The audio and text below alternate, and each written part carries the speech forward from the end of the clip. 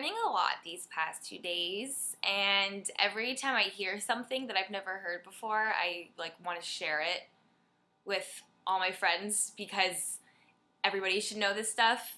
And so I wanted to put together a video to tell everybody all this wonderful information that I've been learning. I'll probably put together a video every week just so that I can go back and look and see what I've learned and just refresh my memory and whatnot. So one thing that I learned today that stood out a lot is we learned about fats and how important they are for you, but not too much, of course, just a little. But I guess our brain is 60% fat. So we need fats for our brain to work. I guess that in the 70s when fat-free diets were really popular, people were getting really crazy and bipolar and stuff because their brain wasn't working because they didn't have fat to support it. So that's ridiculous. So there's different types of fats. There's saturated fats, polyunsaturated, and monounsaturated. And an olive oil is a monounsaturated, and we learned today that it doesn't have a very high temperature holding, so it's not good to saute with them for 10-15 minutes. It's okay to saute with them for 3 minutes, but when I saute foods, I saute them for a long time because I like them to be kind of scorched, which is not good. That's not good for you at all, but it tastes better.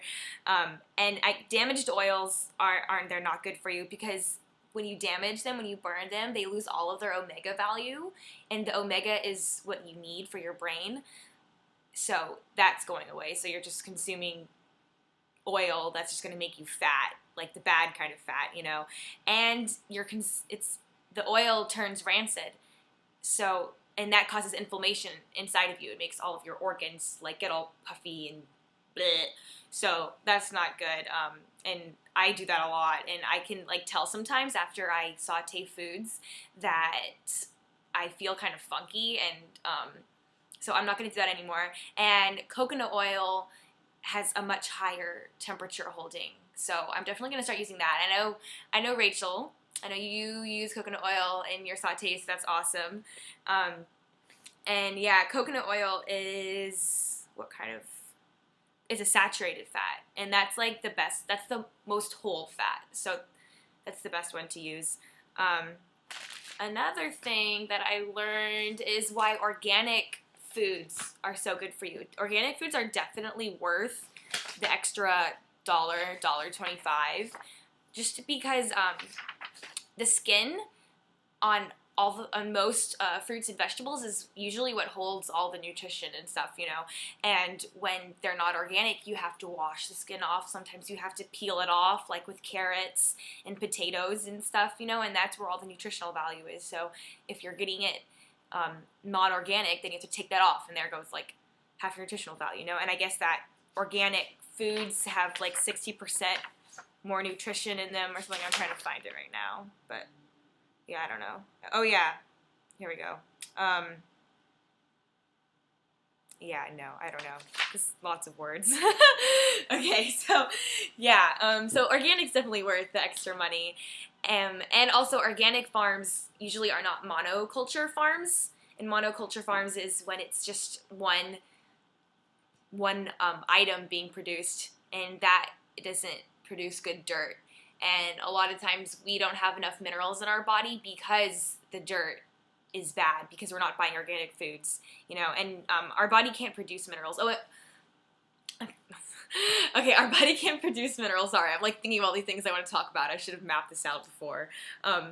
So our bodies can't produce minerals. We have to eat them. But our bodies do produce some vitamins, like vitamins A, K, E, and D. No. Vitamins A, B, C, and E, and D, and K.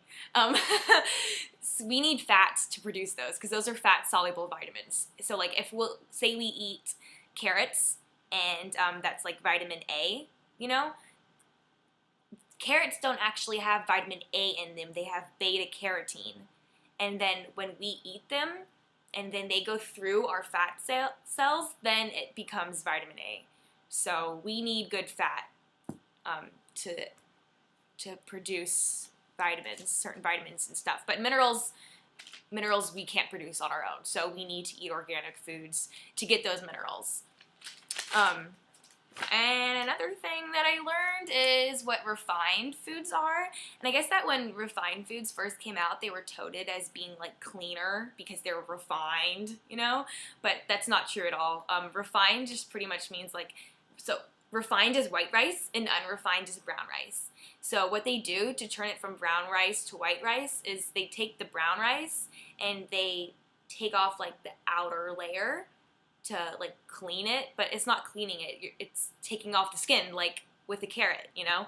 And then what they do with the part of the brown rice that they take off to make it the white rice is then they turn it into a supplement, like a vitamin supplement, that then you eat to get that vitamin. But you could have eaten it if you just had the unrefined brown rice, you know? So it's kind of stupid. So yeah, definitely you want to eat unrefined foods, not like refined is like your white breads, you know, all the bad kind of starch foods. Another thing is we learned about proteins today. And so proteins are made up of amino acids, and there's 8 essential amino acids that we cannot make endogenously, which means like we can't make them within our body. So yeah, there's complete proteins and there's incomplete proteins, and complete proteins has those 8 essential amino acids that we can't produce, and those are animal proteins. But the reason why those have the essential ones is because that animal produced it within its body. So like it's just like the middleman, you know. But so then incomplete proteins are like plant sources of proteins. But if you combine certain plant sources of proteins, it makes it a complete protein. So like rice and beans, you know, like if you eat beans for your protein, it has protein in it, but it's not the full protein molecule. So then to make it the full protein molecule, you eat the rice with it, because the rice has like the carbs, the carbohydrates of the protein. So yeah, so then that makes it full, and then you're getting the protein. So like if you eat just beans and if you don't eat any kind of like rice, starchy kinds of foods, then you're not getting that protein. It's just going out of you. So, you know, I'm probably protein deficient, and like I feel fine, you know, like you're fine for now. You're going to be fine for a long time, but when you get older, that's when you start to feel the effects. So you definitely need to be a lot more careful about protein.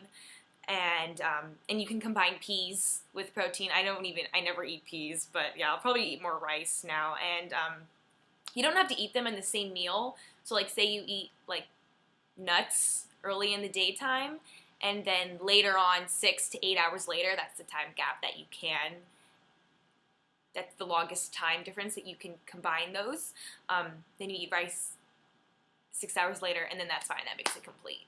So yeah, I'll learn more about that soon, because this is just kind of like it's just an overview that we're learning right now. Yeah, and what else did I want to tell you guys? Oh yeah, and you should definitely eat proteins in the morning, because then that kind of like stabilizes you for the day, and then you have higher energy. Because like if they have so the typical like American diet is you eat coffee for breakfast to wake you up, you know, even though it doesn't really wakes you up really quickly, but then you go down and you have like a donut or something, or like a piece of toast, you know, so that takes up your energy level. It like rises your blood sugar for a while, but then you drop, and it's like a heavy drop, because that's not good. Those aren't good sources of energy.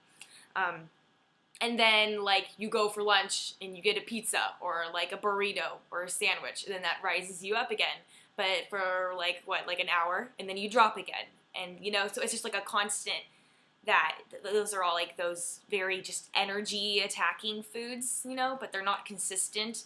They don't condone a healthy lifestyle. They're just very instant gratification type of foods. So it's best to eat a sturdy breakfast, and and then, so like big in the morning, and then get smaller throughout the day, you know, because I guess that's better. Yeah, I don't know, I guess that's all I have to say. It's like 10 minutes long now, sorry. Talk so much, I like don't have much direction, but yeah, next time I'll make a more organized video. And sorry I look so schlumpy. I was just at the coffee shop called Gaylord's. It's a fun little coffee place, and it was raining on my way home, so yeah, that's why I look so schlumpy. But I hope you guys enjoyed and didn't get sick of my jumbling. Next time I'll like make a script or something. Okay, bye.